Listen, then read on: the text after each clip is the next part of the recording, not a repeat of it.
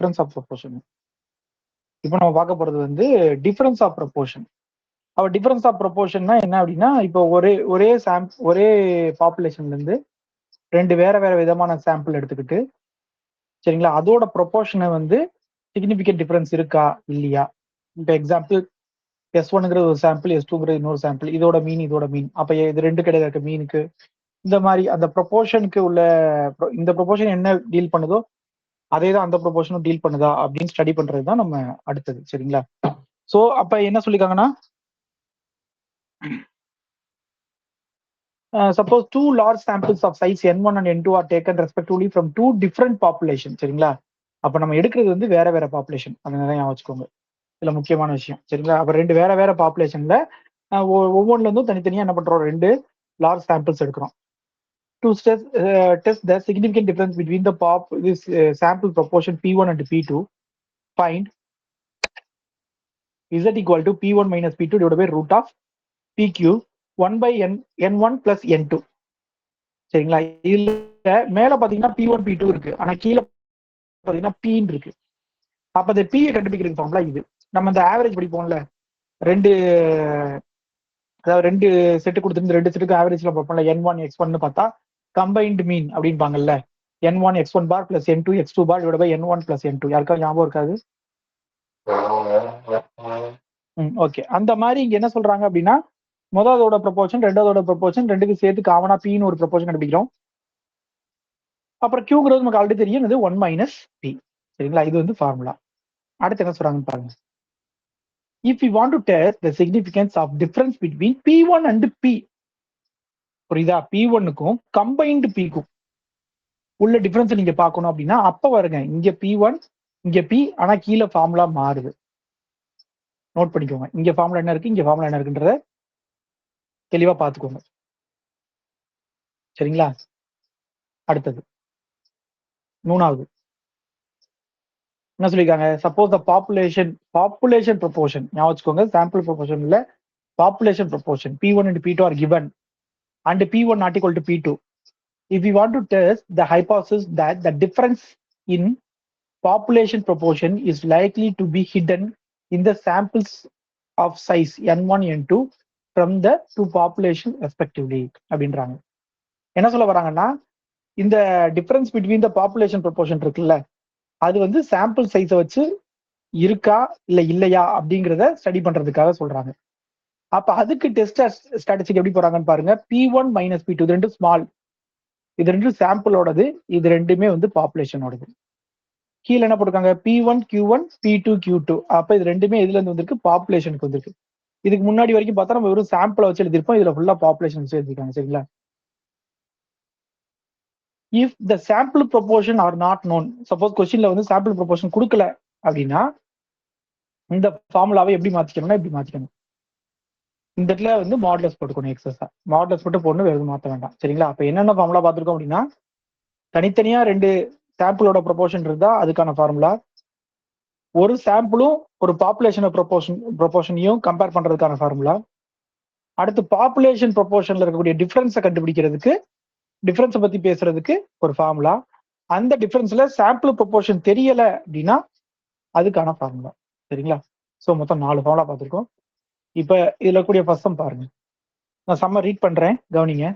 The random sample of 400 men and 600 women were asked whether they would like to have a flyover near their residence.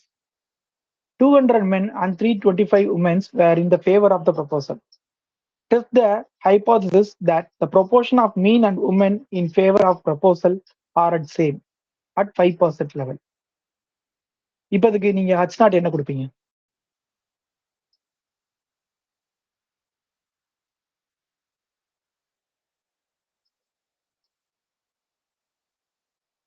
இதுக்கு H not என்ன கொடுப்பீங்க?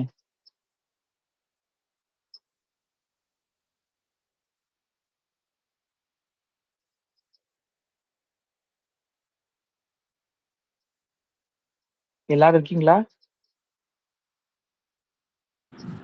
There is no significant difference between the men and women in favor of the proposal. Very good. Okay. Super. இதுலயே கொடுத்துட்டாங்க பாத்தீங்களா, test ஹைபாதசிஸ்னே கொடுத்துட்டாங்க. அப்ப நீங்க வேற எதை பத்தி யோசிக்க வேண்டாம். that the proportion of men and women in favor of the proposal are same. கரெக்டா அவங்களே டெஸ்ட் ஹைபாதசிஸ் கொடுத்தாங்கல்ல. சரி, அப்ப மென்னும் உமனும் இங்க என்னது, பாப்புலேஷனா சாம்பிளா? சாம்பிள். ஓகே, அப்ப நீங்க ஸ்மால் பி பாப்பீங்களா கேபிட்டல் பி பாப்பீங்களா? Small p. ஓகே, அப்ப இங்க ஹைபாதசிஸ்ன்றது என்ன அப்படின்னா, சரிங்களா, small p one small p one plus small p two இது ரெண்டு ஈக்குவல். அதோட வேல்யூ வந்து நான் இது பி அப்படின்னு எடுத்துக்கிறேன். ஆனா இது கூட தேவையில்ல. Small p one equal to small p டூங்கிறது தான் இங்க என்ன அப்படின்னா ஹச் நாட். சரிங்களா, அப்ப ஹச் ஒன் என்ன எழுதுவீங்க?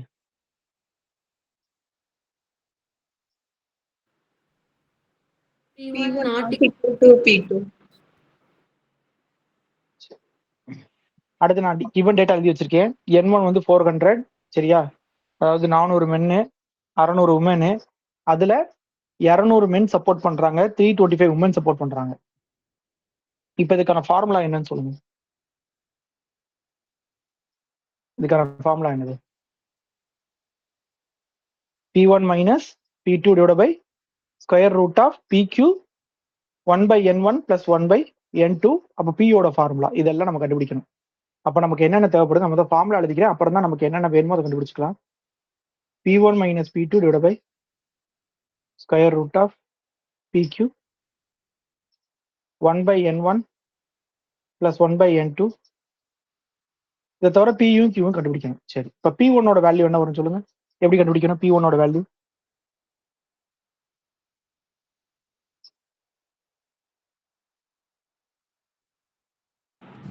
P1 வேல்யூ எப்படி கண்டுபிடிக்கிறது? 400 சார். 200 0.5. சரி, P2 325 divided by 100. 600 0.541. அடுத்து வேற என்ன கண்டுபிடிக்கணும்?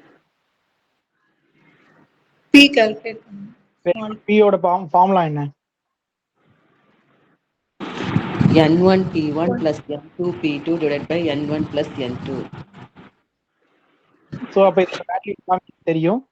அதெல்லாம் போட்டு நான் சிம்பிளை பண்ணி எழுதிடுறேன் ஆன்சர் என்னன்னு. சரிங்களா, ஆன்சர் என்ன கிடைச்சிருக்கு அப்படின்னா 0.525.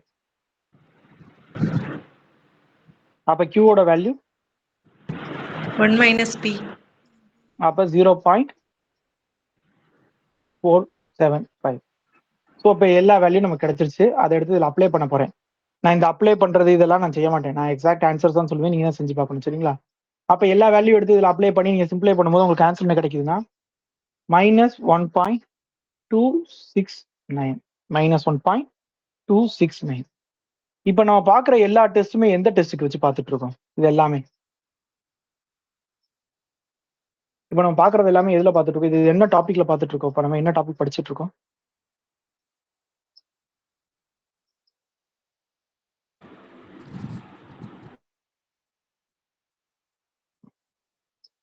இப்ப நம்ம என்ன டாபிக் பார்த்துட்டு இருக்கோம்? Test of significance. மேம் புரியல. டெஸ்ட் ஆஃப் சிக்னிஃபிகன்ஸ் தானே சார் பார்க்குறோம்? ஆமா, test of significance for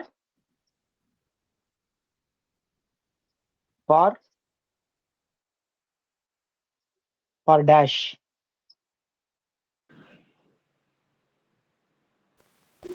option தரவா? Large sample. Very good, large sample. அப்ப test of significance of large sample பார்த்துருக்கோம். இந்த லார்ஜ் சாம்பிள்னு வந்துட்டாலே நம்ம எதை மட்டும்தான் யூஸ் பண்ணுவோம்? நார்மல் மட்டும்தான். சரிங்களா, ஏன்னா நீங்களே யோசித்து பாருங்க, நம்ம எல்லா டிஸ்ட்ரிபியூஷனும் படிச்சோம். எல்லா டிஸ்ட்ரிபியூஷனும் நம்ம ஒரு வேர்டு படிப்போம், என் டென்ஸ் டு இன்ஃபினிட்டியா இருந்தா நார்மலா மாறும், என் டென்ஸ் இன்ஃபினிட்டியா இருந்தா நார்மலா மாறும் அப்படின்னு படிச்சிருக்கோம். ஞாபகம் இருக்கா? அங்க என்னங்கிறது என்னது? நம்பர் ஆஃப் இண்டிபெண்டன்ட் ட்ரையல் அப்படின்னு படிப்போம். அப்ப ட்ரையல் இன்க்ரீஸ் ஆனா, சரிங்களா, அப்ப ட்ரையல் இன்க்ரீஸ் ஆனா அர்த்தம், என் இன்க்ரீஸ் ஆனா என்ன அர்த்தம்? Large sample. ஸோ லார்ஜ் சாம்பிள்னாலே நமக்கு வந்து என்னதான், அது நார்மல் தான். ஸ்மால் சாம்பிளா இருந்தா தான் அதுல நம்ம டியா எஃப்ஆன்னு பார்க்கணும். சரிங்களா, அதை அடுத்து நான் சொல்லித்தரேன். அப்ப இங்க நம்ம எந்த வேல்யூவோட கால்குலேட் பண்ணணும்? இந்த வேல்யூவை -1.265 எதோட கால்குலேட் பண்ணணும்? எதோட சேர்த்து வச்சு பார்க்கணும்? நார்மல்ல வேல்யூ பார்க்கணும். அப்ப நார்மல்ல அவங்க எத்தனை பர்சன்ட் கொடுத்துருந்தாங்க கொஸ்டின்ல? 5%. நம்ம பாக்குறது வந்து டூ டெய்ல்டு. டூ டெய்ல்ல 5% எவ்வளவு? 1.96. மனப்பாடம் பண்ணிருக்கணும் நேரம், சரியா? 1.96. இப்ப சொல்லுங்க, H0 அக்செப்ட் பண்ணுவீங்களா, ரிஜெக்ட் பண்ணுவீங்களா?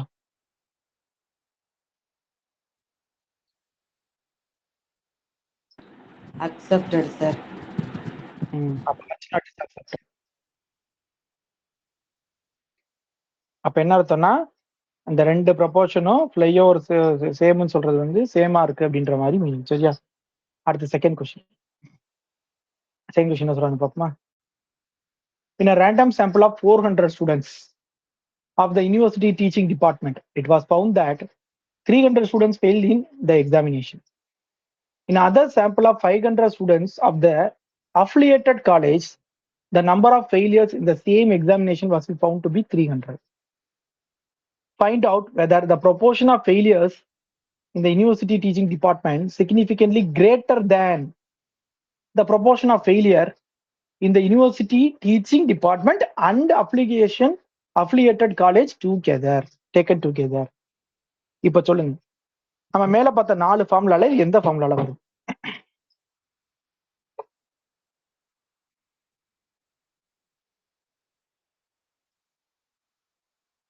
கடகடன்னு சொல்லணும், நிறைய நடத்த வேண்டியிருக்குல்ல.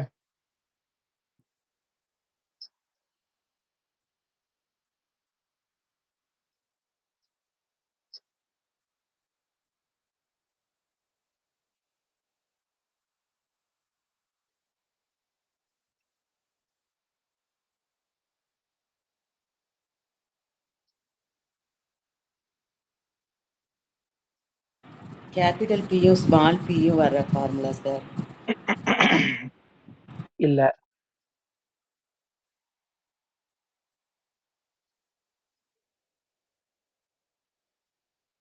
அந்த கடைசி ஃபைண்ட் அவுட்ல இருந்து ரீட் பண்ணுங்க, நல்லா ரீட் பண்ணி பாருங்க.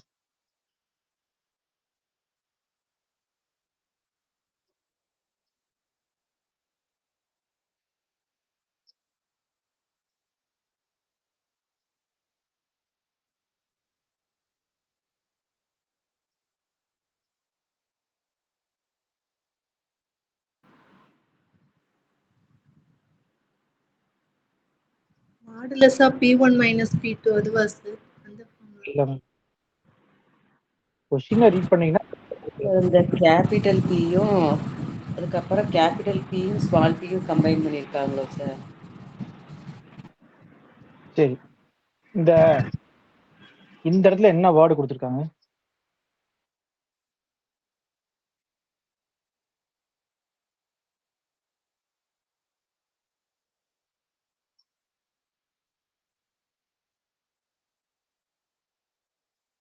சரி, எதை எதோட கம்பேர் பண்ண சொல்றாங்க அதை சொல்லுங்க.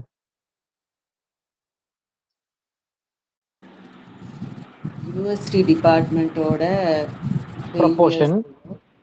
ப்ரொபோர்ஷன் ஆஃப் ஃபெயிலியர்ஸையும் அதுக்கப்புறம் ப்ரொபோர்ஷன் ஆஃப் ஃபெயிலியர்ஸ் இந்த university teaching department and affiliated colleges அப்படின்னா அந்த அந்த அந்த இது என்னது மேம்? இந்த ப்ரொபோர்ஷன் ஆஃப் ஃபெயிலியர்ஸ் இந்த யூனிவர்சிட்டி டிபார்ட்மெண்ட் அண்ட் அஃபிலியேட்டட் காலேஜ்ன்றது எதை மீன் பண்ணுது? எந்த ப்ரொபோர்ஷன்? அதுவும் ஒரு ப்ரொபோர்ஷன். ரெண்டு ப்ரொபோர்ஷனையும் சேர்த்து கம்பேர் பண்ண சொல்லி வந்திருக்கு சார். அது என்ன ப்ரொபோர்ஷன்?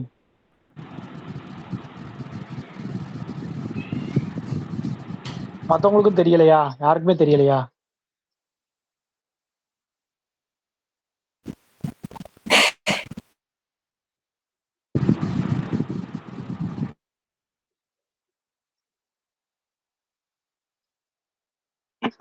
நான் முன்னாடி ஒரு கொஸ்டின்ல சொன்னேன், X1 பார்னு ஒன்று இருந்துச்சு, X2 பார்னு ஒன்று இருந்துச்சு, கம்பைன்டு மின்னு ஒன்று சொன்னேன். அதுக்கு ஃபார்முலா என்ன சொன்னோம்?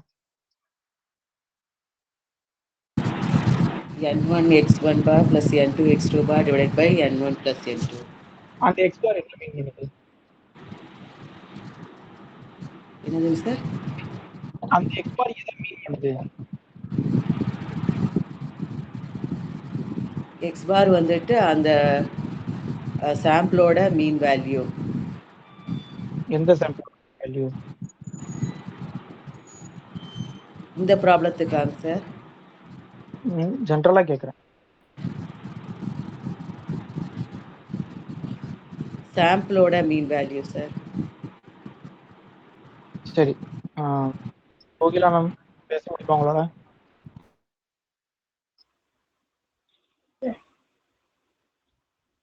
மேம் நீங்க என்ன நினைக்கிறீங்க மேம்?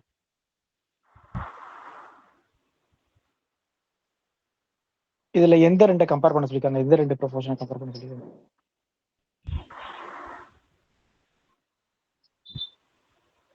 யூனிவர்சிட்டியோட சரி மேடம், நம்ம ஒன்று பண்ணலாம் சரிங்களா?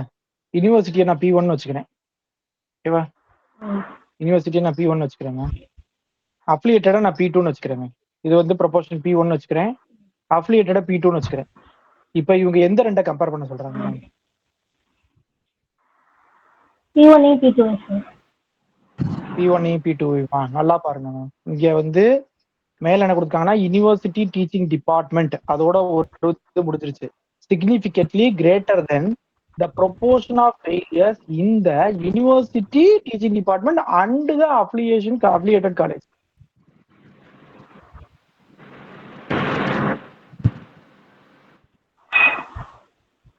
ஓகேலா மேம் நீங்க என்ன நினைக்கிறீங்க? ஓகேலா மேம் இருங்க. அப்புறம் இது கார்த்திகா மேம் நீங்க என்ன நினைக்கிறீங்க?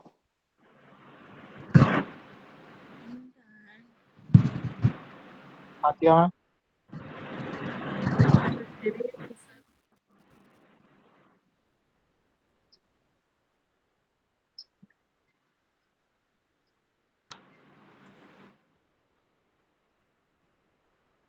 கார்த்திகா மேம் பேச முடியாத சுச்சுவேஷன்ல இருக்காங்களா? சார் தெரியலைங்க சார். அப்படியா? சரி, Janet ma'am.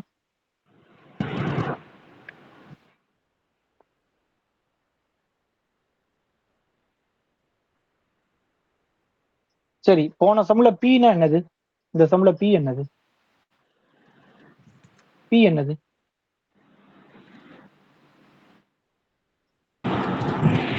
N1 P1 plus N2 P2 divided by P1. அது ஃபார்முலா. அது ஃபார்முலா. அது என்ன மீனிங் கொடுக்குது? Pங்கிறது என்ன ஆவரேஜ் ஆஃப் ப்ரொபோர்ஷனா சார்?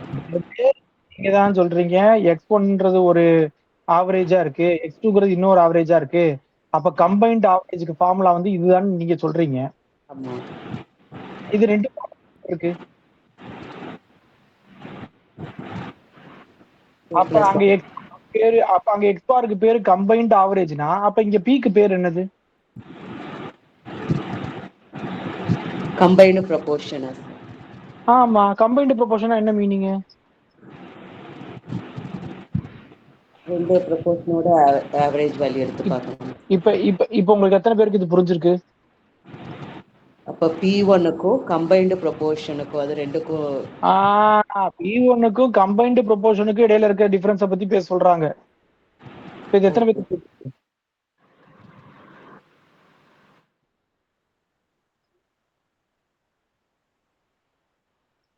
3 பேர் தான் சொல்லியிருக்காங்க. அப்ப மீதி பேருக்கு இன்னும் புரியலையா? அதாவது இடத்து, அதாவது P1ங்கிறது யூனிவர்சிட்டி வச்சுக்கோங்க, P2ங்கிறது அஃபிலியேட்டட் வச்சுக்கோங்க. அவ எதை ரெண்ட கம்பேர் பண்ண சொல்றான்? ஒரு ப்ரொபோர்ஷன் ஒன்று கொடுத்துருக்கான், அதுல யூனிவர்சிட்டி. அடுத்த ப்ரொபோர்ஷன்ல ரெண்டையுமே கொடுத்துட்டான். அப்ப கம்பைன்டு ப்ரொபோர்ஷன் அப்படின்னா என்னது? P. அப்ப P1க்கும் P க்கும் இடையில இருக்கக்கூடிய சிக்னிபிகன்ஸை பத்தி பேச சொல்றான். அப்ப அதுக்கு ஒரு நான் ஃபார்முலா சொல்லியிருந்தேன்ல உங்களுக்கு, இந்த இடத்துல Z equal to P1 minus P divided by root of N2 by N1 plus N2 into PQ by N1 சொன்ன ஞாபகம் இருக்கா? அப்ப அந்த ஃபார்முலால இந்த சம செய்யணும், வேற ஒண்ணும் கிடையாது. கொஸ்டின் எல்லாம் ரீட் பண்ண பழகிக்கோங்க. அப்ப இங்க நான் H0 எப்படி எடுக்கிறேன்னா, the proportion of failure in the university teaching department and the affiliated college taken together do not differ significantly. அப்படின்னா என்ன மீனிங் அப்படின்னா P1 is equal to P ன்னு அர்த்தம். இதை தான் நம்ம H0 எடுத்துக்கிறோம். ஸோ அப்போ H1 நீங்க எழுதும்போது என்ன எழுதுவீங்கன்னா P1 not equal to P ன்னு எடுப்பீங்க. ஸோ உங்க formula Z equal to P1 minus P divided by N2 by N1 plus N2 PQ by N1. இதான் உங்க ஃபார்முலா. இப்போ இதுல தேவையானது ஃபுல்லா கண்டுபிடிக்கணும். ஃபர்ஸ்ட் N1 என்ன, N2 என்ன. ஸோ N1 என்ன அப்படின்னா வந்து 400, N2 வந்து 500, இதெல்லாம் எப்படி வந்துச்சுன்னு உங்களுக்கு புரியுதுல்ல? N1 N2லாம் இந்த கொஸ்டினை Yes, பார்த்து sir. திரும்ப சொல்லணுமா? அது Yes, sir. இது வந்து புரியுது. 300. அடுத்து இது வந்து P1ன்றது 2 டிவைட் பண்ணி போடணும். சரிங்களா? அப்புறம் P2ங்கிறது வந்து 2 டிவைட் பண்ணி போடணும். அடுத்து இதுல Q1 Q2 தேவைப்படுதா? எதுவும் தேவைப்படல. ஆமா, தேவைப்படல. அடுத்து கம்பைன்டு P கண்டுபிடிக்கணும். N1 P1 plus N2 P2 divided by N1 plus N2. அப்ப ஆன்சர் என்ன கிடைக்குது? இதுக்கு P யோட வேல்யூ 0.67 கிடைக்குது. சரிங்களா? அப்ப Q யோட வேல்யூ என்ன கிடைக்கும்? 0.33 கிடைக்கும். சரிங்களா? சரி, இதோட வேல்யூ எல்லாத்தையும் எடுத்து உள்ள எடுத்து சப்ஸ்டிட் பண்ணி போடுறேன். ஆன்சர் என்ன வருது அப்படின்னா 4.08 வருது. இப்ப சொல்லுங்க.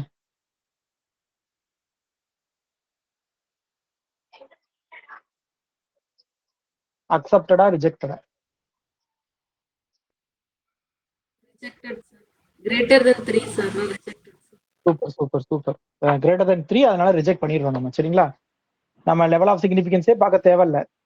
கிரேட்டர் தென் 3, அதனால ரிஜெக்டட். அப்ப there is the significant ரொம்ப இருக்குடா. மேம் புரியல.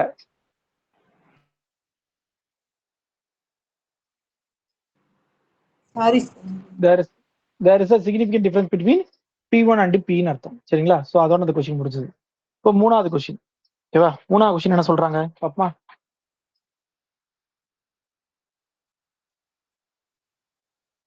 A cigarette manufacturing firm claims that its brand A in line of cigarettes outsells its brand B by 8%. சரிங்களா? இது போன கொஸ்டின்ல ஒரு சின்ன தப்பு நடந்துச்சு. என்ன தப்பு நடந்துச்சுன்னா, இங்க என்ன கொடுத்துருக்காங்க?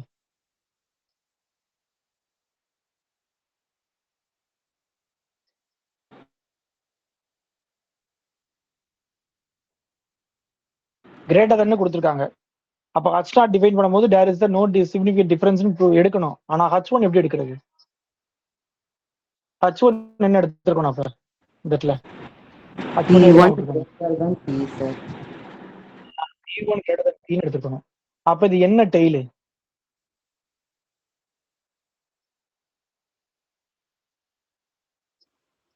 இது ஒன் டெய்ல்டு.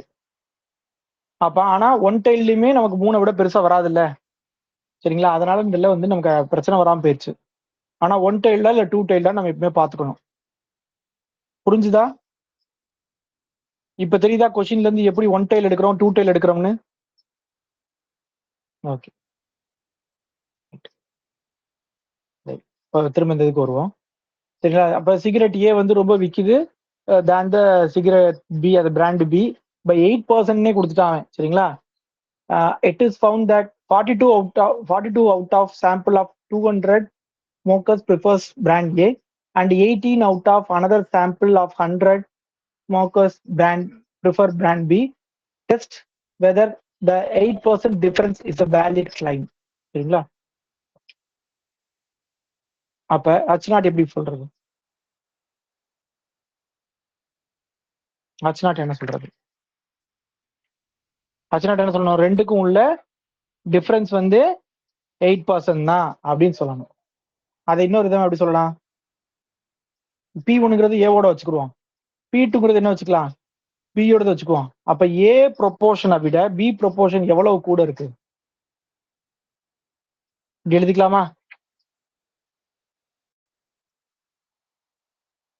அப்படி இல்லைன்னா வேர்டிங்ஸ்ல எழுதுறோம் அப்படின்னா என்ன எழுதணும்னா 8% டிஃபரன்ஸ் இந்த sale of two brands of a cigarette is a valid claim. சரிங்களா? அப்படி சொல்லலாம். அதாவது brand A is prefers 8% more than the brand B அப்படின்னு சொல்லணும். ஸோ இப்ப பாருங்களேன், இந்த கொஸ்டின்ல நம்மகிட்ட என்னென்ன இருக்கு? N1 இருக்கு. அப்ப N1ங்கிறது எவ்வளவு? 200. N2 இருக்கு. N2 எவ்வளவு? 100. சரிங்களா? அதுக்கடுத்து X1 என்ன சொன்னாங்க? 42. X2 என்ன சொன்னாங்க? 18. சரியா? அடுத்து P1 என்ன வந்திருக்கும்? இதனிட டிவைட் பண்ணா 0.21. P2 என்ன வந்திருக்கும் அப்படின்னா 0.18. சரிங்களா? அப்புறம் இதுல முக்கியமான ஒரு விஷயம் என்ன அப்படின்னா இது ஸ்மால் p1 ஸ்மால் p2 கிடையாது, கேபிட்டல் p1 கேபிட்டல் p2. ஏன்னா இவங்க இந்த சாம்பிளுக்கு சொல்லல, இவங்க இந்த சாம்பிள்ல டிஃபரன்ஸ் இவ்வளவு இருக்குன்னு சொல்லல, மொத்தமாவே அது ரெண்டு இடையில இருக்கிறது தானே சொன்னாங்க. அப்ப அது பாப்புலேஷனோடது. சொல்றது புரியுதா? அவங்க மொத்தமா சொன்னாங்களே தவிர இதுக்கு சொல்லல. அப்ப அவங்க சொல்றது வந்து பாப்புலேஷன் சொல்றாங்க. அப்ப p1 மைனஸ் p2 வந்து இது. அப்ப p1 மைனஸ் p2 படிக்க சொல்றாங்க, டெஸ்ட் பண்ண சொல்றாங்க. ஆனா இருக்கிறது வந்து ஸ்மால் p1 ஸ்மால் p2. அப்ப நம்ம எந்த ஃபார்முலா யூஸ் பண்ணுவோம் அப்படின்னா இந்த formula p1 minus p2 capital p1 minus capital p2 divided by small pq 1 by n plus 1 by n1 plus 1 by n. இதுதான் நம்ம ஸ்டடி பண்ணுவோம். சரிங்களா? இப்ப இதுல இந்த இது தெரியலைனா தான் நம்ம என்ன சொன்னோம், மாடுலஸ் போட்டு பண்ணுங்கணும். ஆனா இது நமக்கு தெரியும், இந்த ரெண்டுக்குள்ள டிஃபரன்ஸ் நமக்கு தெரியல 0.08ன்னு. அதனால டைரக்டா இதுலயே பண்ணிடலாம். ஸோ அப்ப இருக்க வேல்யூ எல்லாம் போட்டு சப்ஸ்டிட் பண்ணி ஆன்சர் கண்டுபிடிக்கிறேன். என்னோட ஆன்சர் வந்து 1.02 மைனஸ் 1.02. இப்ப சொல்லுங்க, இது வந்து அக்செப்டடா இல்ல ரிஜெக்டடா?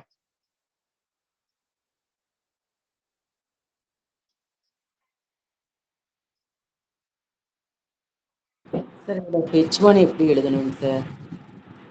H1 வந்து நாட் ஈக்குவல் டு, அதான் எழுத போறேன். ஏன்னா அவங்க வந்து வேலிட் கிளைமா இல்லையான்னு கேட்டிருக்காங்க. அப்போ ஒண்ணு கிளைம்னு சொல்லணும், இல்ல வேலிடா இல்லைன்னு சொல்லணும். அவ்வளவுதான். அவங்க வந்து அது கிரேட்டர் தானா இருக்குமா லெஸ் தானா இருக்குமான்னு சொல்லல. ஓகே, இப்போ இது அக்செப்டடா என்ன?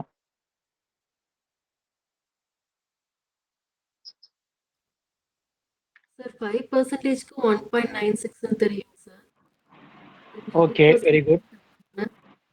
ஸோ அப்போ அதுக்குள்ள வருது சார், அக்செப்டட் சார். மேம் நீங்க ஒரே ஒரு விஷயம், 5%க்கு 1.96. ஓகே, அவங்க 8%க்கு கேட்கல மேம். அவங்க என்ன சொல்ல வந்திருக்காங்க அப்படின்னா அந்த 8% டிஃபரன்ஸ் வந்து அதை நல்லா கவனிச்சு மேல சொன்ன அந்த 8% தான் கீழே சொல்லியிருக்காங்க. மேல சொன்ன இந்த 8% சொல்லியிருக்காங்களே தவிர அது வந்து லெவல் ஆஃப் சிக்னிஃபிகன்ஸ் அவங்க மென்ஷன் பண்ணல மேம். ஓகேவா? ஓகேங்க சார். அப்ப இது வந்து அக்செப்டட் அப் டு 5%. ஏன்னா 5% நமக்கு என்னது 1.96. Very good. அப்ப 5%னா அப்ப லெஸ் தென் 1.96. அப்ப 1.96. அப்ப modulus of z less than za, அந்த ஆல்பாவோட வேல்யூ வந்து 5%. அப்ப 5% லெவல் ஆஃப் சிக்னிஃபிகன்ஸ்ல H0 வந்து அக்செப்டட். அப்ப H0 அக்செப்டட்னா என்ன அர்த்தம்னா ஏ பிராண்ட் வந்து பி பிராண்டை விட 8% அதிகமா தான் விக்குது அப்படின்றது மீனிங். புரிஞ்சுதா? அடுத்த டாபிக் போலாமா? அடுத்த டாபிக் போறதுக்கு முன்னாடி என்ன பண்றாங்கன்னா இந்த அன்பயாஸ்ட் எஸ்டிமேட்டர் அதை வந்து பாக்குறாங்க. சரிங்களா? சாம்பிள் மீனுக்கும் பாப்புலேஷன் மீனுக்கும் பாப்புலேஷன் வேரியன்ஸ்க்கும் இது ரொம்ப முக்கியமானது. இந்த இதை நல்லா தெளிவா பாருங்க. இதுல ஒரு சின்ன குழப்பம் ஒரு அடிக்கடி, அதை தெளிவா பாருங்க. முதல் எக்ஸ் பார் பாக்குறாங்க. சரிங்களா? எஸ் ஸ்கொயர்னு ஒன்று எடுக்கிறாங்க. ஸ்மால் எஸ் போட்டா அது என்னது? ஸ்மால் எஸ் ஸ்கொயர்னா என்னது? சாம்பிளோட வேரியன்ஸ். சாம்பிளோட வேரியன்ஸ். Very good. அந்த சாம்பிளோட வேரியன்ஸோட ஃபார்முலாவை தயவு செய்து நல்லா பார்த்துக்கோங்க. S square is equal to 1 by n summation I equal to 1 to n xi minus x bar the whole square. சரிங்களா? இப்போ என்ன பண்றாங்கன்னா இந்த எக்ஸ் பாரோட எக்ஸ்பெக்டேஷன் பாக்குறாங்க. எனது எக்ஸ் பாருக்கு நான் ஒரு அன்பயாஸ்ட் எஸ்டிமேட்டர்னு ஒரு வார்த்தை சொன்னேன், ஞாபகம் இருக்கா உங்களுக்கு யாருக்காவது? T is an unbiased estimator of theta அப்படின்னா என்ன கண்டிஷன்? இதுல டீங்கிறது ஸ்டாட்டிஸ்டிக், தீட்டாங்கிறது பெராமீட்டர், பாப்புலேஷன் பெராமீட்டர். என்ன ஃபார்முலா இருக்கு? E of t is equal to theta பார்த்தோம் சார்.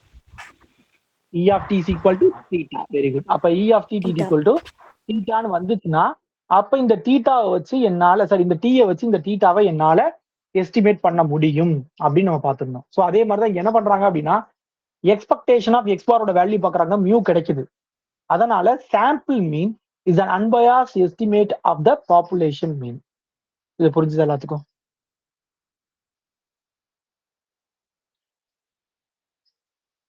அதே மாதிரி இந்த ஸ்மால் எஸ் ஸ்கொயருக்கு எக்ஸ்பெக்டேஷன் செக் பண்றாங்க. செக் பண்ணும்போது ஆன்சர் என்ன வந்திருக்கு பாத்தீங்களா? n1 n-1 divide by n into sigma ஸ்கொயர்னு கிடைச்சிருக்கே தவிர சிக்மா ஸ்கொயர் கிடைக்கல. அதனால sample variance is not unbiased estimation of the population variance. அப்ப அது என்ன பண்றது அப்படிங்கும் போது கேபிட்டல் எஸ் ஸ்கொயர்னு ஒன்று டிஃபைன் பண்றாங்க. என்ன பண்றாங்கன்னா இதுல எண்ணுக்கு பதிலா n-1 போட்டுக்கிறாங்க. இப்போ எக்ஸ்பெக்டேஷன் வேல்யூ செக் பண்றாங்க. இந்த கேபிட்டல் எஸ் ஸ்கொயருக்கு எக்ஸ்பெக்டேஷன் வேல்யூ செக் பண்ணும்போது கரெக்டா சிக்மா ஸ்கொயர் கிடைக்குது. அதனால capital S square is an unbiased estimator of the population variance. இதெல்லாம் ஈஸியா கொஸ்டினா கேட்கலாம். ட்விஸ்ட் பண்றது ரொம்ப அதாவது பயங்கரமா ட்விஸ்ட் ஆகும் சரிங்களா? ஆனா ஈஸியான கொஸ்டின். வெறும் அந்த 1/nலயும் 1/n-1லயும் தான் அந்த வித்தியாசமே இருக்கு. அதுக்கு அடுத்த லைன்ல என்ன சொல்றாங்க அப்படின்னா அது ரெண்டையும் ஈக்குவேட் பண்றாங்க. ஸ்மால் எஸ்ஸையும் கேபிட்டல் எஸ்ஸையும் ஈக்குவேட் பண்றாங்க. இது எப்படி ஈக்குவேட் பண்ணலாம்? இதுலயே பாருங்க. இந்த எண்ணெய் இங்க கொண்டு வந்துருங்க, n(s ஸ்கொயர்). இதுல இந்த n-1 இங்க கொண்டு வந்துருங்க. அது ரெண்டும் சேம் தானே, n-1 கேபிட்டல் எஸ் ஸ்கொயர். அப்ப இது அந்த சைடு கொண்டு போயிடலாமா? இது இந்த சைடு கொண்டு வந்துருங்க. அப்ப small s square is equal to 1 - 1/n capital S square. So அப்ப இது வந்து ஸ்மால் எஸ். இப்ப இதுல எண்ட் இன்ஃபினிட்டி அப்ளை பண்ணுங்க. அப்ளை பண்ணா நான் 1/∞ 0 1.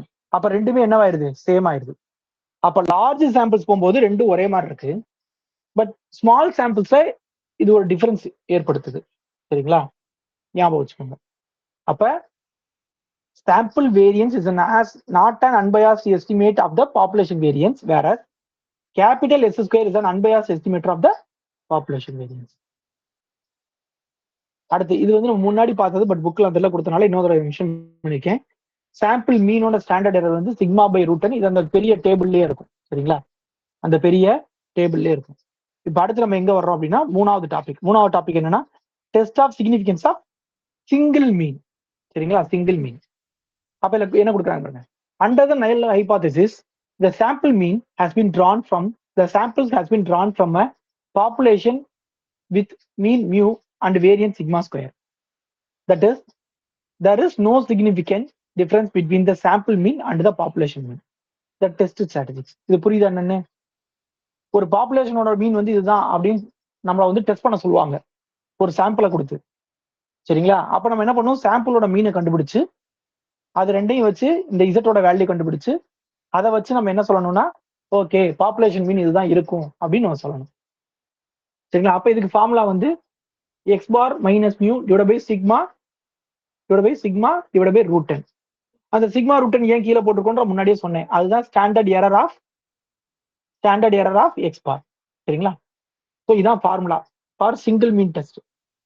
அப்புறம் இது ஆல்ரெடி உங்களுக்கு தெரிஞ்சிருக்கும். 95% கான்ஃபிடென்ட்டுக்கு 1.96, 98க்கு 2.33, 99க்கு 2.58. நம்ம எப்பயுமே எப்படி எழுதுவோம் அப்படின்னா mean plus or minus z alpha standard error, இப்படிதான் எப்பயுமே எழுதுவோம். ஸோ அந்த கான்செப்ட்ல தான் இது எழுதியிருக்காங்க. இதுவும் நம்ம முன்னாடி பார்த்தது. சாம்பிளோட அதாவது பாப்புலேஷனோட சைஸ் வந்து ஃபைனிட்டா இருந்து என்ன இருந்துச்சு அப்படின்னா அப்ப என்ன ஃபார்முலான்றப்ப எக்ஸ்ட்ரா இந்த ஒரு டேர்ம் மட்டும் வரும். மேக்ஸிமம் இதை கேட்க வாய்ப்பு இல்லை, பட் இதை கேட்க அதிக வாய்ப்பு இருக்கு. சரிங்களா? இப்போ புதுசா ஒரு வேர்டு சொல்றாங்க. The confidence limits of any parameter are also known as fiducial limits. சொல்லலாம் அப்படி? இது எப்படி ரீட் பண்ணுவீங்க? நான் fiducial சொல்றேன், நீங்க பாத்துக்கோங்க. சரிங்களா? அப்ப கான்பிடன்ட் லிமிட்ஸ் வந்து நம்ம பாப்புலேஷன் பெராமீட்டருக்கு சொன்னோம் அப்படின்னா அதுக்கு பேர் வந்து fiducial limits அப்படின்னு சொல்றாங்க. சரிங்களா? ரைட். இப்ப ஃபர்ஸ்ட் கொஸ்டின் பாருங்க. என்ன கொடுத்துருக்காங்க? A sample of 900 members has a mean 3.4 centimeters and standard deviation 2.61 centimeters. If the sample is from a large population mean 3.25 and standard deviation 2.61. If the population is normal and its mean is unknown. அது முடிஞ்சிருச்சு. அந்த லைன்ல அது முடிஞ்சிருச்சு. இஸ்ன்னு கேட்டிருக்காங்க. சரிங்களா? இது ரெண்டாவது கொஸ்டின் வருது. If the population is normal and its mean is unknown, find the 95% and 98% of fiducial limits of true mean அப்படி கேட்டிருக்காங்க. ஃபர்ஸ்ட் கொஸ்டின் என்ன கேட்டிருக்காங்க தெரியுமா? இந்த சாம்பிள நீங்க இந்த பாப்புலேஷன்ல இருந்தா எடுத்தீங்களா அப்படின்னு கேக்குறாங்க ஃபர்ஸ்ட் கொஸ்டின். அப்ப என்ன கேக்குறாங்க? இந்த மீனும் அந்த மீனும் அதாவது இந்த சாம்பிள் மீன் வந்து அந்த பாப்புலேஷன் மீனை வந்து எஸ்டிமேட் பண்ணுதா அப்படின்னு கொஸ்டின் கேக்குறாங்க ஃபர்ஸ்ட். இதுல எக்ஸ் பார் என்னென்ன எது என்னன்னு சொல்லுங்க. 3.4ங்கிறது என்னது?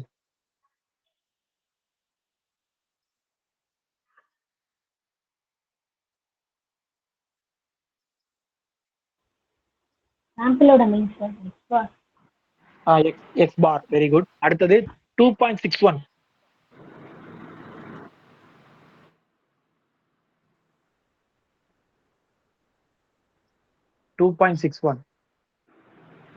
சிக்மா. இல்ல ma'am.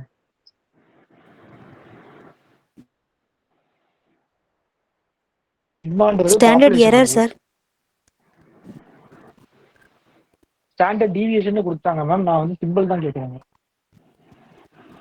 Sigma divided by root என்ன சார்? இல்ல மேம், அது ஸ்டாண்டர்ட் எரர் இல்ல. யாரு என்னது? எஸ். நான் முதலே சொல்லியிருக்கேன்ல, ஒரு சாம்பிளுக்கு மீன்னா எக்ஸ் பாரு, ஸ்டாண்டர்ட் டிவியேஷன்னா எஸ். இப்ப கூட கொஞ்சத்துக்கு முன்னாடி ஒரு மேடம் சொன்னாங்க. சரிங்களா? சரி. ரெண்டாவது 3.25 என்னது?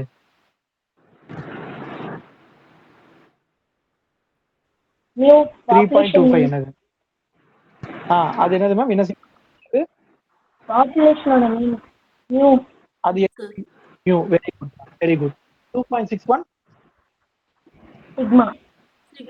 சிக்மா. அவ்வளவுதான், சிம்பிள். அப்ப எல்லா வேல்யூ இருக்கா? அவங்க கேட்டிருக்காங்க, என்ன கேட்டிருக்காங்க? இந்த சாம்பிளை நீங்க இந்த பாப்புலேஷன் தான் எடுத்துக்கீங்களா கேட்டிருக்காங்க. அப்ப இசட் என்ன எடுப்பீங்க? X bar minus mu divide by sigma இந்த ரூட்டன். இது எங்கேயாவது தேவைப்படுமா உங்களுக்கு? இது தேவைப்படுமா? தேவைப்படவே படாது.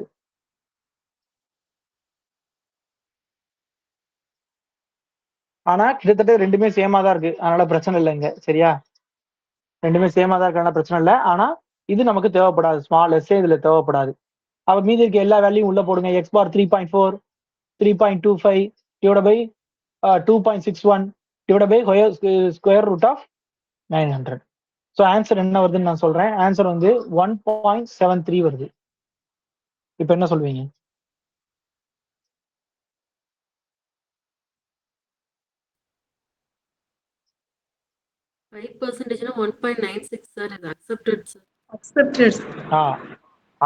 accepted up to 5% of level of significance. கரெக்டா?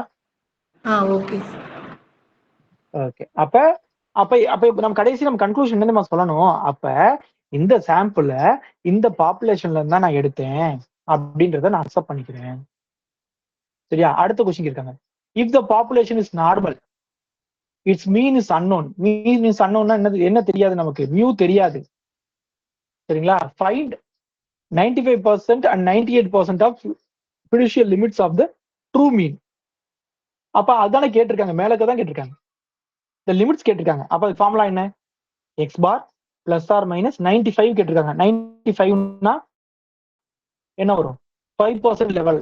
5% லெவல்னா 1.96 சிக்மா பை ரூட். இதோட வேல்யூ கண்டுபிடிக்கணும். அடுத்து 98 கேட்டிருக்காங்க. அப்ப 98னா 2%. 2%னா 2.33 சிக்மா பை ரூட். சரிங்களா? இதுக்கு நீங்க வேல்யூ போட்டுடலாமா? எக்ஸ் பார் தெரியும்ல உங்களுக்கு, எக்ஸ் பார் தெரியும், சிக்மா தெரியும், ரூட்டன் தெரியும். பிளஸ் ஆர் மைனஸ் போடுறப்ப பிளஸ்ல ஒரு வேல்யூ போடுவீங்க, மைனஸ்ல ஒரு வேல்யூ போடுவீங்க. அப்ப ரெண்டு வேல்யூ கிடைக்கும். அதுல ஒண்ணு சின்னதா இருக்கும், ஒண்ணு பெருசா இருக்கும். அந்த சின்னதை முன்னாடி போட்டுக்கோங்க, பெருசா பின்னாடி போட்டுக்கோங்க. ஸோ இதுதான் அந்த லிமிட்ஸ். இதுக்குள்ளதான் வேல்யூ இருக்கணும் அப்படிங்கிறது. இதுக்குள்ள என்ன வேல்யூ இருக்கும்? இதுக்குள்ள எதோட வேல்யூ இருக்கும்? எதோட வேல்யூ இதுக்குள்ள இருக்கணும்? இருந்தா இது வந்து 95%லயே 98%லயே அக்செப்ட் ஆகும். இந்த லிமிட்ஸ் உங்களுக்கு என்னன்னு புரியுதா? புரியலையா? இந்த ஒரு இன்ட்ரோல் மாதிரி போட்டுருக்குல்ல, அது என்னன்னு புரியலையா?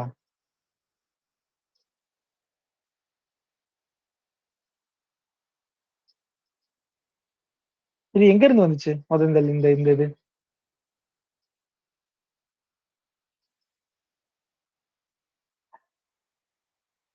சரி நான் சொல்றேன். உங்களுக்கு அப்ப அது இன்னும் தெரியலன்னு நினைக்கிறேன். ஏன் இந்த லிமிட் பாக்குறோம் அப்படிங்கிறது உங்களுக்கு புரியலன்னு நினைக்கிறேன். இந்த லிமிட் கேட்கறது வந்து அதிகமா கேட்கறதுக்கான வாய்ப்பு இருக்கு. ஒண்ணும் இல்ல, இதான ஃபார்முலா கரெக்டா? ம் இது அக்செப்ட் பண்ணிக்கிறீங்களா? இதான ஃபார்முலா. சரி, இப்போ இந்த ஃபார்முலால எனக்கு மியூவோட லிமிட் வேணும். அதாவது மியூவோட லிமிட்னா இவ்வளவு நேரம் நம்ம என்ன பாக்குறோம்னா மியூவோட வேல்யூ இது இருந்தா இசட்டோட வேல்யூ என்ன வரும் அப்படின்னு தான் இது வரைக்கும் பார்த்திருக்கோம். இது வரைக்கும் அப்படித்தானே பார்த்துக்கிட்டு இருக்கோம் நம்ம, அக்செப்டட் ரிஜெக்டடானு. கரெக்டா?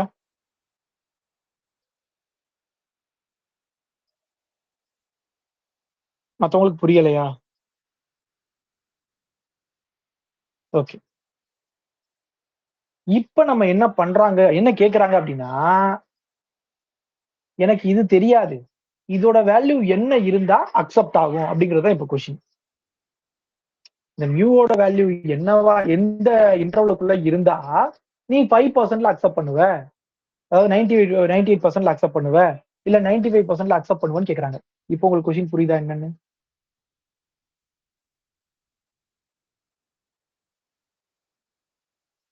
அப்ப நம்ம எதோட வேல்யூ, அப்ப இதை அப்படியே மாத்துங்களேன், ஒண்ணும் இல்ல, இதை வந்து நம்ம மாடுலஸ்னு போடுவோம். கரெக்டா தானே? மாடுலஸ்னு போடுறதுனால இவங்க என்ன பண்ணிக்கிறாங்கன்னா அது போல நான் பிளஸ் ஆர் மைனஸ் போட்டுக்கிறேன்னு வச்சுக்கோங்க. சப்போஸ் நான் மாடுலஸ் போடுறது போல என்ன பண்ணிக்கிறேன், பிளஸ் ஆர் மைனஸ் போட்டுக்கிறேன். இதை சரி கொண்டு வாங்க.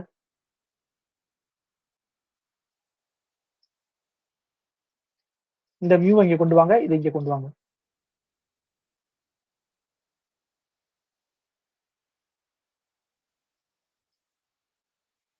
இது இசட் ஆல்பாங்கிறது என்னது? இதான அந்த 5% 10% வேல்யூ. இப்ப புரிஞ்சுதா இந்த ஃபார்முலா எங்க இருந்து வருதுன்னு?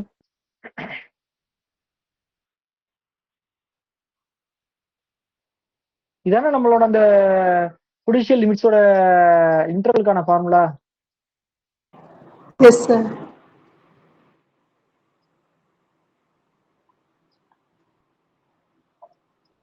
சோ அப்ப இதுல இருந்து கிடைக்கிற வேல்யூ என்ன வேல்யூனா மியூ வேல்யூ.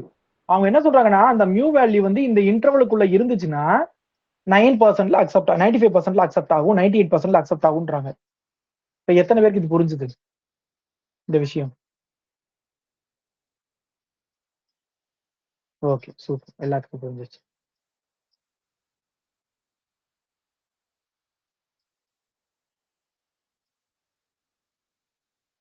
அப்ப இந்த இந்த கொஸ்டின் என்ன சொல்றாங்க அப்படின்னா மீன் வந்து அன்னொன்னு சொன்னாங்கல்ல.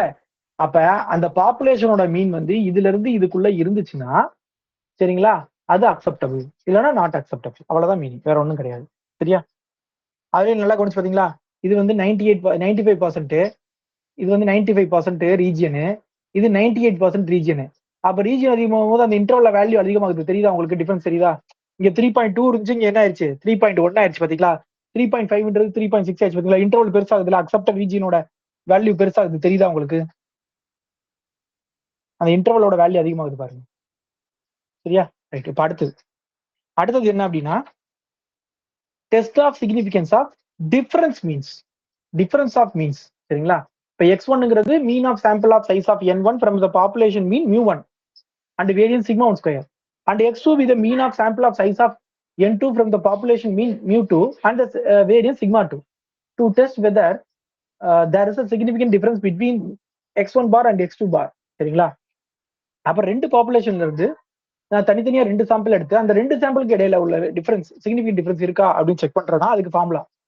Z equal to x1 bar minus x2 bar divided by square root of sigma 1 square divided by n1 plus sigma 2 square divided by n2. இப்ப அதுல எக்ஸ்ட்ரா இன்னொரு ஃபார்முலா கொடுக்குறாங்க. If the samples are taken from the same population, then the variance should be equal. Then sigma 1 square and sigma 2 square are equal. அப்ப formula நீங்க என்ன பண்ணிக்கிறீங்க, சிக்மான்னு போட்டுக்கிறீங்க. அப்ப அந்த சிக்மா வந்து தெரிஞ்சிருந்தா பிரச்சனை இல்லை. சப்போஸ் இந்த சிக்மா தெரியலைன்னா என்ன பண்றது?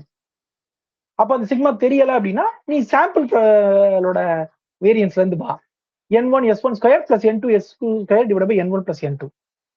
அப்ப இந்த சிக்மா ஸ்கொயர்ன்றது என்னது? இங்க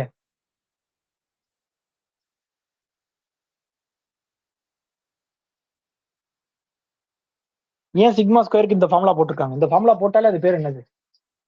combined variance sir. Very good, super. Combined variation. சரி, இப்போ இதுல இருக்கக்கூடிய ஃபர்ஸ்ட் சம் பாருங்க. இனிமேல்லாம் நான் சம்லாம் நான் ரொம்ப எக்ஸ்பிளைன் பண்ண மாட்டேன். அதாவது அப்படி சொல்லுவேன், நீ கரெக்டா பார்த்துக்கோங்க. The samples of the mean of two large samples 1000 and 2000 members are 67.5 and 68 inches respectively. Can the samples that regarded as drawn from the same population of standard deviation 2.5 inches? இப்ப இது வந்து அதாவது மேல இருக்க ஃபர்ஸ்ட் இந்த ஃபார்முலாவா, இல்ல கீழ இருக்க செகண்ட் ஃபார்முலாவா, இல்ல கீழ இருக்க தேர்ட் ஃபார்முலா யூஸ் பண்ணி செகண்ட் ஃபார்முலா அப்ளை பண்ணணுமா? நீங்க தான் சொல்லணும். சரி, 1000ங்கிறது என்னது?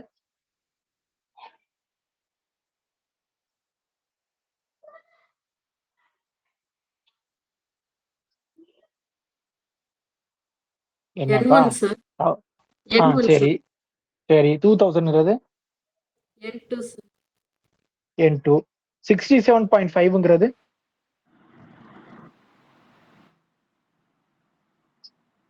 சும்மா சொல்லுங்க, தப்பா இருந்தா ஒன்றும் பிரச்சனை இல்லை. X1 bar sir. ஓகே. 68ங்கிறது X2 bar சார். அப்ப இந்த 2.5ங்கிறது என்ன மேம்? Sigma sir. சிக்மா. சரிங்களா? அப்ப இந்த கொஸ்டின்ல சிக்மா வந்து என்னது? நோன். அப்ப எந்த ஃபார்முலா? இந்த ஃபார்முலா.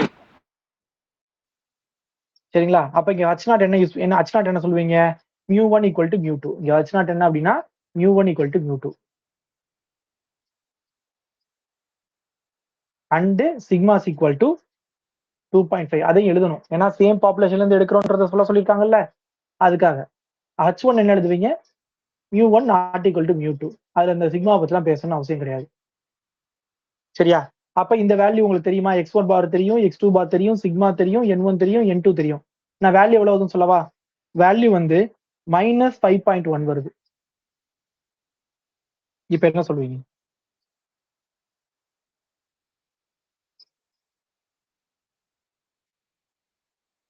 h0 அக்செப்ட் பண்ணுவீங்களா, ரிஜெக்ட் பண்ணுவீங்களா? ரிஜெக்ட் பண்ணுவோம் சார். 3 விட பெருசா இருக்கு சார். Okay, very good. அப்ப ரிஜெக்ட் பண்ணிடுறோம். அதனால நம்ம ஃபைனலா என்ன சொல்றோம்னா, இந்த பாப்புலேஷன் வந்து சரி, இந்த சாம்பிள்ஸ் வந்து சேம் பாப்புலேஷன்ல இருந்து வந்திருக்கணும்ன்ற அவசியம் கிடையாது. அதாவது இப்படி எழுதணும், there is a significant difference between the mean of sample 1 and sample 2. இந்த கொஸ்டின் புரிஞ்சுதா? அடுத்த கொஸ்டின் போலாமா? Second question. The mean yield of wheat from a district A was 210 pounds with a standard deviation 10 pounds per acre from a sample of 100 plots. சரிங்களா? In other district the mean yield was, இதுல ஒரே ஒரு தப்பு இருக்கு, என்னன்னா இது 210. சரிங்களா? Mean was 210 pounds with standard deviation 12 pounds from a sample of 150 plots. Assuming that the standard deviation of the yield in the entire state was 11 pound. Test whether there is a significant difference between the mean yield of crops in the two states. சரி, h0 என்னது? First h0 என்னது?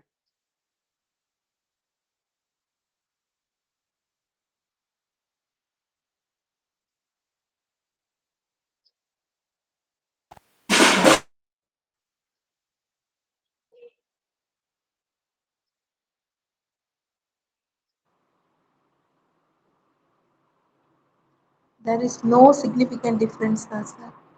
Very good. சரி, அத வேற சிம்பாலிக்கா, mathematical சிம்பாலிக்கா சொல்றாங்க, எப்படி சொல்லுவீங்க? Very good, அது கரெக்ட் தான். That was 22. என்ன கொடுத்திருக்காங்கன்னு ரீட் பண்ணுங்க. Is there is any significant difference between mean yield of crops in the two states? அப்படின்னா என்ன அர்த்தம்? நீ சொல்றது okay, there is no significant difference, okay தான். அதை நம்ம எப்படி சொல்லுவோம் மேத்தமெட்டிக்கலா? X1 bar not equal to X2 bar, sir. அது வந்து there is a significant difference னு அர்த்தம். x1 bar not equal to x2. எப்பயுமே நம்ம ஹச் நாட் எடுக்கும்போது எப்படி எடுப்போம்? ஈக்குவல் டு தானே எடுப்போம். அப்ப நீங்க என்ன எடுக்கணும் இதுல? ஹச் நாட் வந்து இவங்க சொல்லிட்டாங்கல்லப்பா, difference between the mean yield of the crops in 2 states. சரிங்களா? டிஃபரன்ஸ் இல்லன்னு எடுப்போம். டிஃபரன்ஸ் இல்லன்னா என்ன அர்த்தம்? ரெண்டுமே ஈக்குவலா இருக்குன்னு அர்த்தம். ஓகே h1 அப்படின்னா x1 bar not equal to x2 பார்னு எடுப்போம். Okay okay. இது வந்து ஹச் நாட் எடுத்தாச்சு. அடுத்து என்ன கொடுத்துருக்காங்க? n1 எவ்வளவு? n2 எவ்வளவு?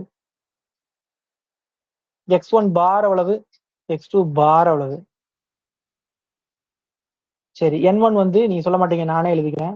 n1 வந்து 100 பிளாட்ஸ், n2 வந்து 150 பிளாட்ஸ், x1 பார் வந்து 210 பவுண்டு, x2 பாருங்கிறது வந்து அதுவும் 21 பவுண்ட்ஸா? ரெண்டுமே 210வா? சரி, இது வந்து 200, இது 200 பவுண்டு. இது என்னது? இந்த 10ம் இந்த 12ம் என்னது? Standard deviation. நான் சிம்பிள் S1 கேட்கிறேன். S2 sir. Very good. S1 S1 S2 very good. அப்ப S1 வந்து 10, S2 வந்து 12. ஓகே. அப்ப இந்த 11 என்னது?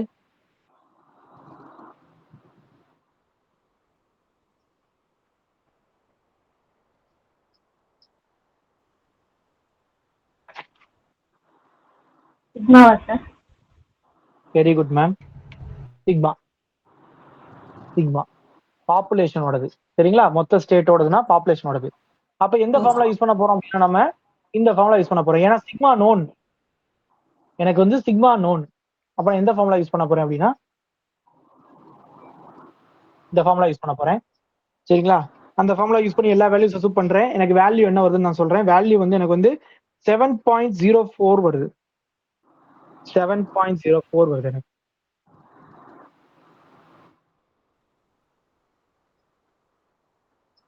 சார் அப்ப இந்த S1 S2 வந்து யூஸ் பண்ண வேண்டிய அவசியம் இருக்காது அப்படிதானங்க sir? Yes ma'am, very good. தேவையில்ல. சப்போஸ் இந்த கொஸ்டின்ல சிக்மா கொடுக்கல அப்படின்னா நம்ம என்ன பண்ணிக்கலாம்? இந்த ஃபார்முலா யூஸ் பண்ணணும். அந்த ஃபார்முலா யூஸ் பண்ணணும். n1 s1 square plus n2 s2 square divide by n1 plus n2 use பண்ணிக்கணும். எல்லாருக்கும் புரிஞ்சுதா? Yes sir. அப்ப இது rejected. There is a significant difference between the mean of the two yields of the crops. சரிங்களா? அடுத்தது, if two samples are drawn from the two population with unknown standard deviations. சரிங்களா? அதாவது ரெண்டுத்தையும் நான் வேற வேற பாப்புலேஷன்ல இருந்து எடுத்துட்டேன். ரெண்டு பாப்புலேஷன்லயுமே எனக்கு இது தெரியல, ஸ்டாண்டர்ட் டிவியேஷன் தெரியல. அப்ப என்ன பண்றதுன்னா, நீங்க பாப்புலேஷனோட ஸ்டாண்டர்ட் டிவியேஷனை பத்தி ஒரி பண்ண வேண்டாம். சரிங்களா? அதுக்கு பதிலா நீங்க சாம்பிளோட ஸ்டாண்டர்ட் இது வேரியேஷனை யூஸ் பண்ணிட்டு போயிருங்க அப்படின்றாங்க. புரியுதா ஃபார்முலா வித்தியாசம்? மேல பார்த்த ஃபார்முலாவுக்கு இந்த ஃபார்முலா வித்தியாசம் தெரியுதான்னு பாருங்க உங்களுக்கு. அதுல என்ன இருந்துச்சு? இந்த இடத்துல என்ன இருக்கு பாருங்க. பாப்புலேஷனோட வேரியன்ஸ் இருந்துச்சு. அது தெரிஞ்சிருந்தா, அது தெரியல அப்படின்னா என்ன பண்ண சொல்றாங்க? சாம்பிளோட யூஸ் பண்ண சொல்றாங்க. ஸோ ரெண்டுக்கும் வித்தியாசங்கிறது ரொம்ப இல்லை. நான் சொல்றது புரியுதா உங்களுக்கு? ஸ்லைட் சேஞ்ச் மட்டும்தான். சரியா? ஸோ அப்ப இந்த ப்ராப்ளம் என்ன பண்றாங்கன்னு பாப்போமா? In a survey of buying habits, சரிங்களா, 400 women shoppers are chosen at random in a supermarket A located in a certain section of the city. Their average weekly food expenditure is 250 with a standard deviation of 40. For 400 women shoppers chosen at random in a supermarket B in another section of the city, the average weekly food expenditure is 220 with a standard deviation 55. Test at 1% level of significance whether the average weekly food expenditure of the two population shoppers are equal. அப்ப மொத்த city இருக்கு. அந்த சிட்டியை ரெண்டா பிரிச்சுக்கிறாங்க. ஒரு section, இன்னொரு section. அந்த முதல் செக்ஷன்ல 400 பேரை செலக்ட் பண்ணி அவங்கள ஒரு சூப்பர் மார்க்கெட்டுக்குள்ள விட்டு ஷாப் பண்ண வச்சு பார்க்கும்போது ஆவரேஜ் வீக்லின்னு கொடுத்தாங்க, அப்புறம் அது மீன். அப்ப மீன் வந்து 2 ஸ்டாண்டர்ட் டிவியேஷனும் 40யும் வருதான். அதே சிட்டில இன்னொரு இடத்த சூஸ் பண்ணி அங்க ஒரு 400 பேரை கொண்டு போய் ஷாப் பண்ண, இன்னொரு மார்க்கெட்ல சூப்பர் மார்க்கெட்ல ஷாப் பண்ண விட்டா அவங்களுக்கு மீன் வந்து 220யும் ஸ்டாண்டர்ட் டிவிஷன் 55ம் வருதான். இப்போ அவங்க கேட்கறது food expenditure of the two population of the shoppers are ஈக்குவலா அப்படின்னு கேட்கறாங்க. சரிங்களா? இப்ப இந்த கொஸ்டினை பாத்தீங்கன்னா ரெண்டுமே வேற வேற இடத்துல எடுத்திருக்காங்க. சரிங்களா? வேற வேற பாப்புலேஷன். அப்ப அந்த ரெண்டு பாப்புலேஷன் வேற வேற பாப்புலேஷனோடது நமக்கு தெரிஞ்சிருந்தா நம்ம என்ன பண்ணிருக்கலாம், நம்ம ஃபார்முலா போயிருக்கலாம். சரி, ஆனா ரெண்டுமே நமக்கு தெரியல, அதனால இப்ப மாட்டிச்சு. சரி, இப்ப இதுல நான் வேற மாதிரி ஒரு கொஸ்டின் கேட்கிறேன். இந்த ரெண்டாவதுல சூப்பர் மார்க்கெட் பின்னு கொடுத்திருந்தாங்கல்ல, அதுக்கு பதிலா சூப்பர் மார்க்கெட் ஏன்னு கொடுத்துருக்காங்க. சரிங்களா? அப்ப இந்த கொஸ்டின் ஃபார்முலா என்ன வரும்?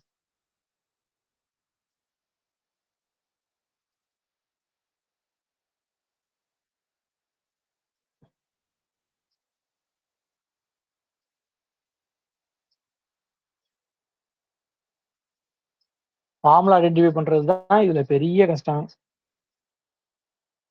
உங்களுக்கு என்னென்ன ஃபார்முலா தெரியும் சொல்லுங்க. அதாவது ஃபார்முலாவை சொல்ல வேண்டாம், என்னென்ன மெத்தட்ல வந்தா ஃபார்முலா நம்ம பார்த்துருக்கோம் சொல்லுங்க. இந்த இதுல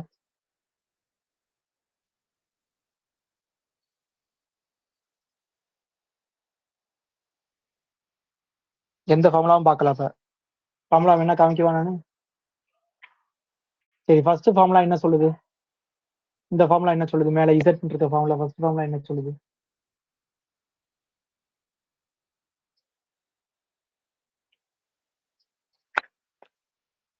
நான் பேர் சொல்லி கேட்கவா ஓரளா?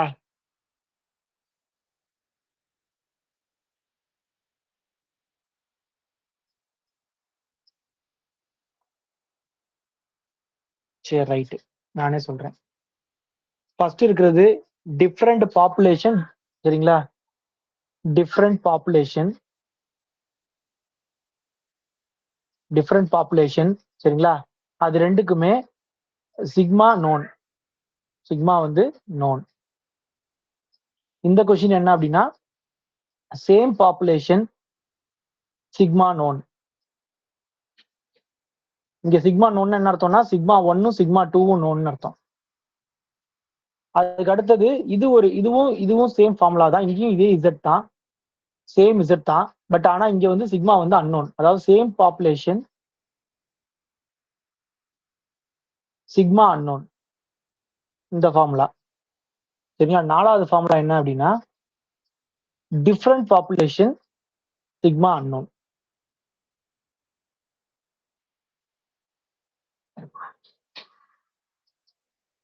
Sigma 1 and sigma 2 are unknown. இப்ப இந்த கொஸ்டின் முதல்ல எந்த ஃபார்மட்ல வருது? இது பார்த்தாலே ஈஸியா சொல்லிடுவீங்க. இது மேல இருக்க ஃபார்மட். ஏன்னா இது வந்து சிட்டி, அதாவது சூப்பர் மார்க்கெட் ஏன்னு ஒண்ணு கொடுத்துருக்கான். சரிங்களா? சூப்பர் மார்க்கெட் பின்னு ஒண்ணு கொடுத்துருக்கான். சரிங்களா? அப்ப சூப்பர் மார்க்கெட் ஏல ஒரு சாம்பிள், சூப்பர் மார்க்கெட் பில ஒரு சாம்பிள். சரிதானா? அப்ப ரெண்டு சாம்பிள். அப்ப இது x1 பார்னு சொல்லிடுவீங்க, இத s1ன்னு சொல்லிடுவீங்க. இதை x2 பார்னு சொல்லிடுவீங்க, இதை s2ன்னு சொல்லிடுவீங்க. சரிங்களா? ரெண்டு வேற வேற இடம், அப்புறம் ரெண்டு டிஃப்ரெண்ட் பாப்புலேஷன். இந்த சூப்பர் மார்க்கெட் ஏல வந்து இந்த 400 உமனுக்கு தான் ஸ்டாண்டர்ட் டிவிஷன் 40, ஜென்ரலா 40ன்னு சொல்லல, அதனால சிக்மா 1 அன்னோன். அதே மாதிரி சிட்டி 2லயுமே பாத்தீங்க அப்படின்னா ஜென்ரலா கொடுக்கல, அப்ப சிக்மா 2 வந்து அன்னோன். அதனால இந்த கடைசி பார்த்தா நாலாவது ஃபார்முலா யூஸ் பண்ணிக்கலாம் இந்த கொஸ்டினுக்கு. சரியா? இப்ப நான் என்ன கேட்கிறேன், இதே இடத்துல சூப்பர் மார்க்கெட் பின்னு கொடுத்த இடத்துல அந்த சூப்பர் மார்க்கெட் ஏன்னு கொடுத்திருந்தாங்கன்னா அப்ப அது என்னது? எந்த கொஸ்டின்ல வரும்? எந்த ஃபார்முலால வரும்?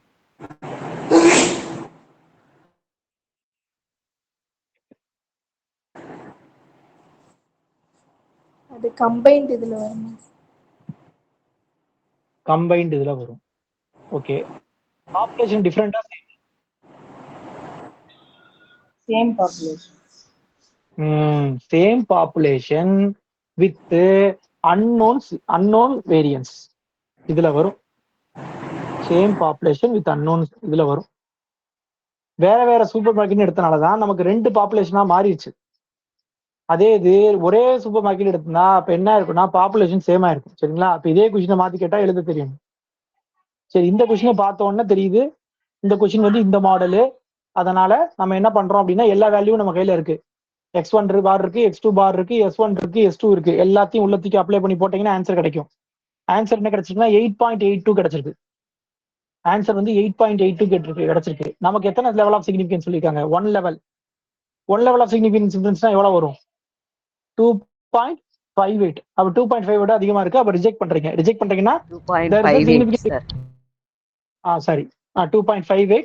அப்ப அதுல இருந்து என்ன சொல்றீங்க அப்படின்னா வந்து average weekly food expenditure of two population means அதோட சிக்னிஃபிகன்ட் டிஃபரன்ஸ் இருக்கு அப்படின்றத நம்ம முடிச்சிடணும். சரியா? இது வரைக்கும் புரிஞ்சுதா? ஸோ அப்ப இது வரைக்கும் நம்ம பார்த்தது எல்லாமே என்ன அப்படின்னா லார்ஜ் சாம்பிளுக்கு. சரிங்களா? அடுத்து நம்ம பார்க்க போறது எல்லாமே ஸ்மால் சாம்பிளுக்கு. எப்போ ஒரு சாம்பிளை வந்து லார்ஜ் சாம்பிள்னு சொல்வீங்க? n greater than 30 இருந்துச்சு. Very good ma'am. n greater than 30, sometimes n greater than or equal to 30 கூட சொல்லுவாங்க. சரிங்களா? அடுத்து வந்து நான் அப்ப அடுத்து பார்க்க போறது என்ன அப்படின்னா ஸ்மால் சாம்பிள். ஸ்மால் சாம்பிள்ல மொத்தம் நம்ம 3 டெஸ்ட் பார்க்க போறோம். மொத்தம் 3 விதமான டெஸ்ட் இருக்கு.